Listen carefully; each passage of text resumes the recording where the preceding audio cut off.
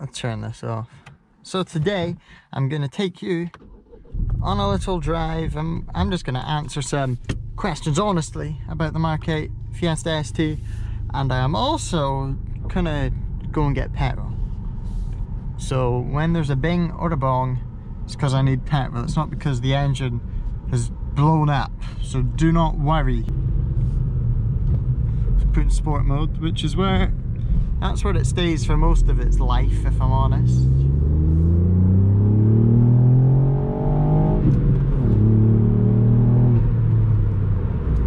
Yes.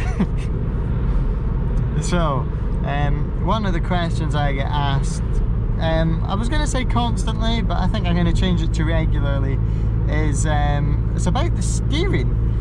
And that's because there's a couple of reviews that I actually agree with a lot of, and they talk about the steering feeling really odd. And while I would admit that when I first drove this car the feeling did feel odd, now once you're used to it, I mean, it's been 10 months since I've had this car almost, and now other cars' steering feels really kind of like sloppy, which is it's quite funny. And it's not even just like Fords and Vauxhalls and stuff, it's actual, like, I wanted to say premium, yeah, premium cars such as like BMW, like even the steering in the likes of a BMW 5 Series feel, there's the bing and the bong, the steering in the 5 Series feels pretty, I was gonna say, it just feels a bit plain, if I'm honest, compared to this. So that was something that really surprised me. This definitely feels heavier, and it makes you feel a little bit more confident.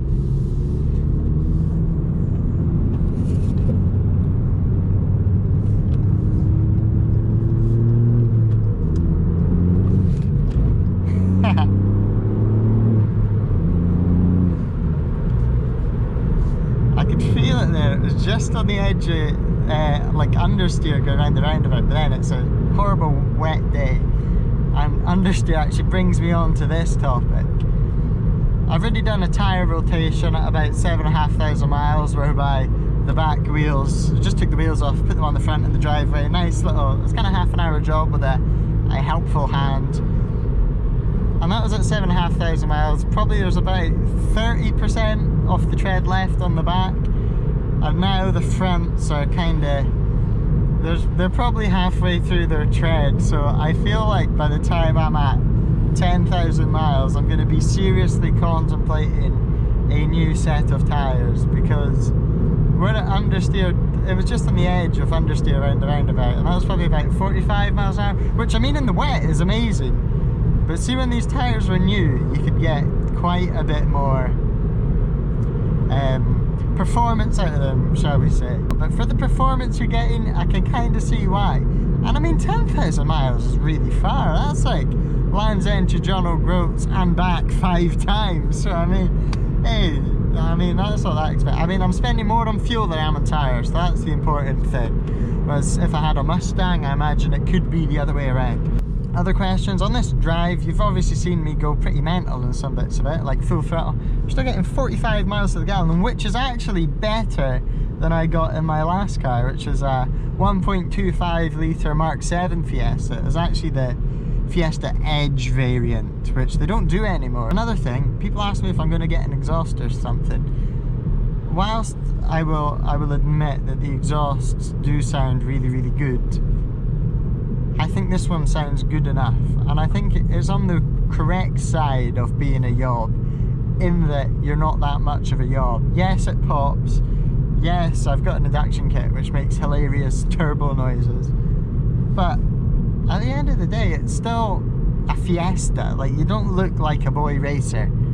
For people that don't know, it's a Fiesta in a colour that you don't see any other Fiestas, with 2 exhausts instead of 1. And I mean, that's pretty much as far as the average person will go. And the ride isn't too bad. Obviously, if you're coming from a normal car, take a Toyota Yaris for example, this ride's worse than that, no question about it. But compared to other hot hatches, pretty much all of them, apart from something like a Polo GTI, because they actually ride pretty well, this thing actually rides nice. And the Fiesta ST Performance, the bright orange one with cool wheels, I've heard rides even better. Anyway, we're obviously here at Tesco with my club card because, oh, you just get free tanks of petrol all the time. Actually, that's what I thought. And when I first got my thing with my club card, I'd got £3.50 voucher, and that was probably with about £400 of fuel. So I was a little bit sad. So you now join me on the actual driving part of this review, which is the bit where I be quiet, which, if you know me, doesn't really happen that often, and I just drive the car. So this is a tight, kind of single lane, mostly road, and we're just gonna enjoy ourselves a bit. So sit back, relax, enjoy.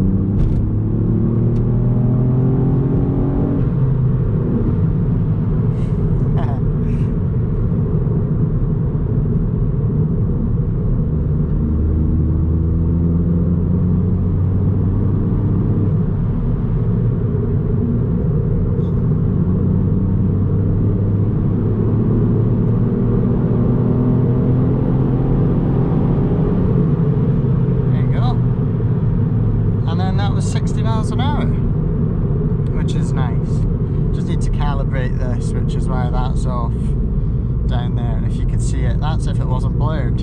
Otherwise, you can just take my word for it that that was 60, officer.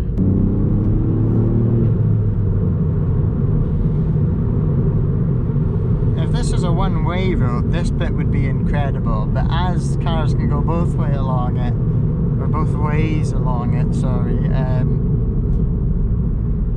it's, yeah, you'll see. You'll see what I mean.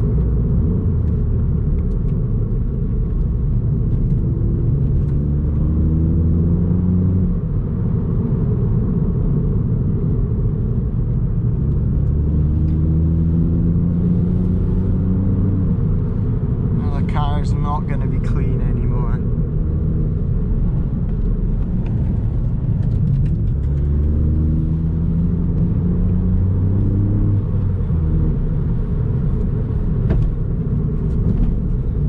Funny because it's like you're just driving through someone's farm.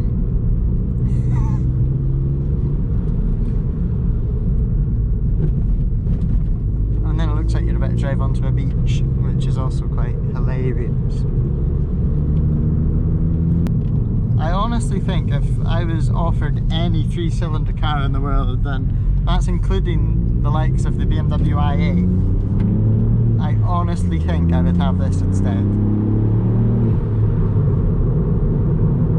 It's just so good. I love it. And now look at this fog. Maybe I can turn on my CE UK fog lights.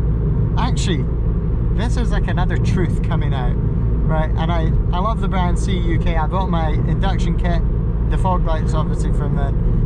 Recently I purchased some H7s. They're like your dipped beam, and they've got some LED replacement ones where you literally fire in the LED ones. They looked amazing, had fans and stuff on the back of it. I've actually swapped back to my stock ones because the LED ones, and I mean, part of this could have been my installation or something. They do offer free installation, or at least discounted installation, but it's in England and I literally live about 500 miles away from it, so there's no point in me going, so I put them in myself. So I'm saying that could be the problem. and they were very non-bright, they were very dim, and it's a shame because they're like £50. I've not asked for a refund or anything because like there's part of me that thinks it could have been my installation, I've done something wrong, like maybe the focus is wrong or something, I don't know.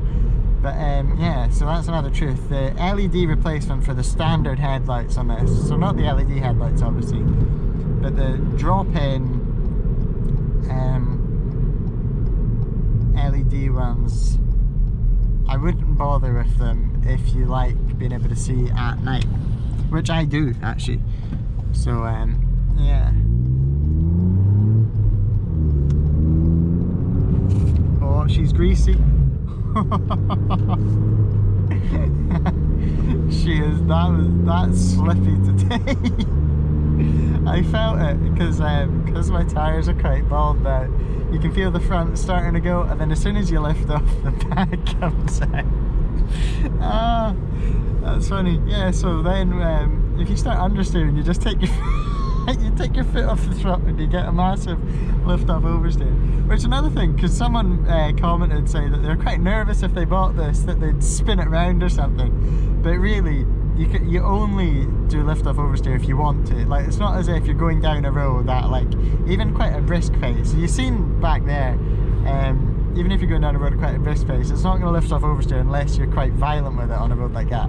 But see, on roundabouts and stuff, if you go around one of them quite fast and you do that, that's when you'll get it. But you shouldn't be worried about it, especially when it's wet, because it comes out very slow and it's quite smooth coming back, so you've got a lot of time. Even if you've never done one before, you've got a lot of time to think about what you're going to do to fix it.